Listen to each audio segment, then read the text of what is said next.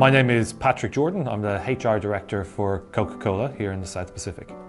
My name is Justine Baker. I'm the CEO of Solitel Group. My name is Kathy Scarce and I'm the Acting Director of Coles Liquor and a member of the Diversity and Inclusion Council for the Drinks Association. It's important because it actually also improves individual performance, and my story proves that. Solitel is a family-owned business with core values of diversity, authenticity and belonging.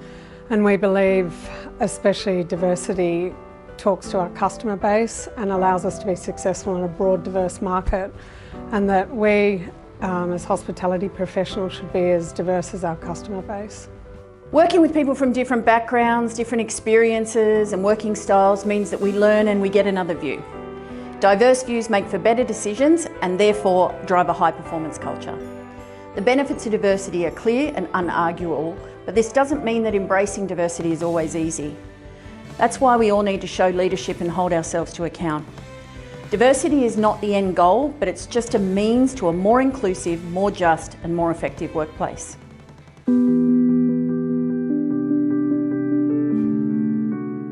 For a long time I didn't understand the impact of not bringing my whole self to work every day.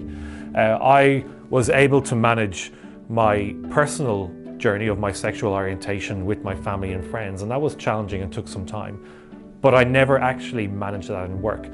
Luckily I had a really good leader who recognised potential in me, and he would always tell me that I used to give all this performance, but I used to get to a certain point and he could never pull me any further.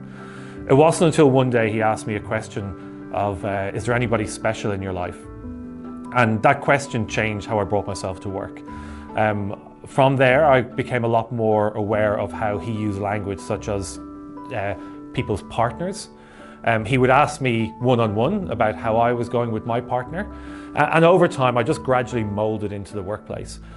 What also happened to me overnight from that question was my performance completely changed. And I actually would not be doing the role today that I'm doing if it wasn't for that leader and that culture that supported me in letting me be my whole self. We believe this is industry leading in terms of the hospitality industry, which tends to have a high dominance of male representation in leadership positions. And I think for us as a growing business in hospitality with always a high representation of female leadership, we took it for granted and we assumed that because we'd always had female representation in the past, we will always continue.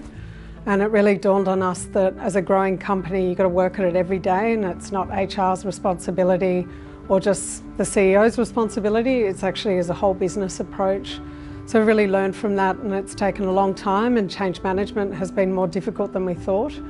But it's really got legs now and the business believes in it and we're really making change.